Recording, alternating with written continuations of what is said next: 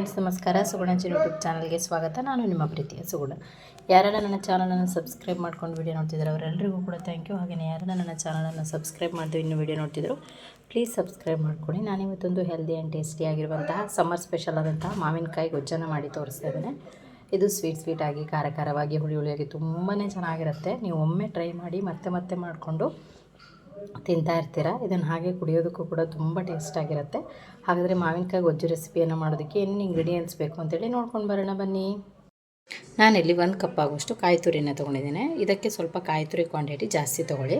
ಮಾವಿನಕಾಯಿ 1 ತೊಗೊಂಡಿದ್ದೇನೆ ನಾನು, ಚಿಕ್ಕ ಸೈಜ್ ಮೀಡಿಯಮ್ ಸೈಜು. ಹಾಗಾಗಿ ಈ ರೀತಿಯಾಗಿ ತುಂಬ ಹುಳಿ ಇದೆ, ಹಾಗಾಗಿ ಇಷ್ಟು ತೊಗೊಂಡಿದ್ದೇನೆ ನಾನು.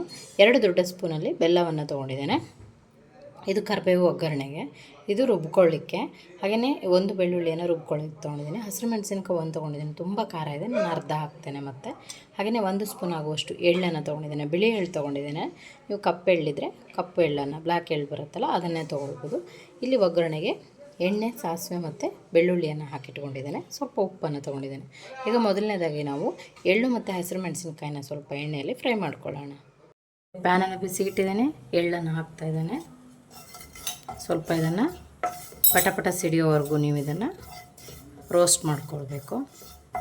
ಈಗ ಇದು ಸಿಡಿತಾ ಇದೆ, ಸಾಕು.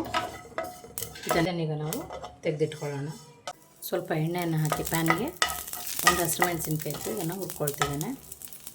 ನಾನು ಮತ್ತು ಖಾರಕ್ಕೆ ಅನುಸಾರವಾಗಿ ನೋಡಿ ಹಾಕ್ಕೊಳ್ತೇನೆ. ನಿಮಗೆ ಖಾರ ಜಾಸ್ತಿ ಬೇಕನ್ನೋದಾದರೆ ನೀವು ಹಸಿರು ಮೆಣಸಿನ್ಕಾಯಿನ ಸ್ವಲ್ಪ ಕ್ವಾಂಟಿಟಿನ ಜಾಸ್ತಿ ಮಾಡ್ಕೊಳ್ಬೋದು. ನಾನಿಲ್ಲಿ ಬೆಲ್ಲ ಹಾಕೋದ್ರಿಂದ ಸ್ವಲ್ಪ ಖಾರ ಕಡಿಮೆ ಆಗ್ಬೋದು ಅಂತ ಫ್ರೈ ಮಾಡ್ತಿದ್ದೇನೆ, ಬಟ್ ರುಬ್ಬುವಾಗ ನೋಡಿ ಹಾಕ್ಕೊಳ್ತೇನೆ ನಾನು. ಈಗ ಇದು ಸಾಕು, ಹಸಿರು ಮೆಣಸಿನ್ಕಾಯಿ ಕೂಡ ಫ್ರೈ ಮಾಡಿದ್ದೇನೆ, ನೋಡ್ಬೋದು. ಇದು ಬೇಗನೆ ಆಗೋಗುತ್ತೆ. ಮಿಕ್ಸಿ ಜಾರ್ ತೊಗೊಂಡಿದ್ದೇನೆ. ಈಗ ಎಳ್ಳನ್ನು ಹುರಿದಿಟ್ಕೊಂಡಿದ್ವಿ, ಈ ಎಳ್ಳನ್ನು ಫುಲ್ ಹಾಕ್ತಿದ್ದೇನೆ. ಹಸಿರು ಮೆಣಸಿನ್ಕಾಯಿ ಅರ್ಧ ಹಾಕ್ತಾಯಿದ್ದೇನೆ. ಈ ರೀತಿಯಾಗಿ ಇಷ್ಟರ ತೆಗೆದಿಟ್ಕೊಳ್ತಿದ್ದೇನೆ. 2 ಕರಿಬೇವು, 1 ಬೆಳ್ಳುಳ್ಳಿ. ಈಗ ಕಾಯಿ ತುರಿ, ಉಪ್ಪನ್ನು ಹಾಕ್ತೇನೆ.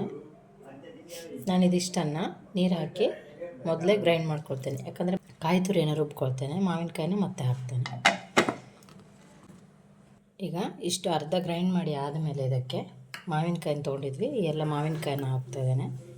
ಬೆಲ್ಲ ನೀವು ನಾರ್ಮಲ್ ಬೆಲ್ಲ ಆದರೆ ಹಾಗೇ ಹಾಕ್ಬೋದು. ನಾನಿಲ್ಲಿ ಸ್ವಲ್ಪ ಬೆಲ್ಲವನ್ನು ರುಬ್ಬೋದಕ್ಕೆ ಹಾಕ್ತಾಯಿದ್ದೇನೆ. ಮತ್ತೆ ನೋಡ್ಕೊಂಡು ಹಾಕ್ಕೊಳ್ಳೋಣ. ಸ್ವಲ್ಪ ನೀರನ್ನು ಹಾಕಿ ಬೇಕಿದ್ದರೆ ಅರಿಶಿಣ ಪುಡಿ ಆ್ಯಡ್ ಮಾಡ್ಬೋದು, ನಾನು ಆ್ಯಡ್ ಮಾಡ್ತಾಯಿಲ್ಲ. ರುಬ್ಕೊಂಡು ಬರೋಣ.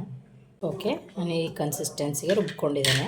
ಮೊದಲು ಕಾಯಿ ತುರಿಯನ್ನು ರುಬ್ಕೊಳ್ಳಿ, ಯಾಕಂದರೆ ಕಾಯಿ ಅಷ್ಟು ಬೇಗ ನೈಸ್ ಆಗೋದಿಲ್ಲ. ಹಾಗಾಗಿ ಆಮೇಲೆ ಮಾವಿನಕಾಯಿನ ಹಾಕ್ಕೊಳ್ಬೇಕು. ನೋಡಿ,